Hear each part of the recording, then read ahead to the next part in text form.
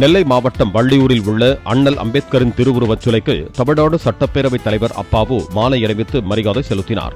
பின்னர் செய்தியாளர்களிடம் பேசிய அவர், சாமானிய மக்களின் கல்வி உரிமையை பறிக்க நினைக்கும் சக்திகளை தடுக்க இன்று கோடிக்கும் மேலான அம்பேத்கர்கள் தேவைப்படுவதாக கூறினார்.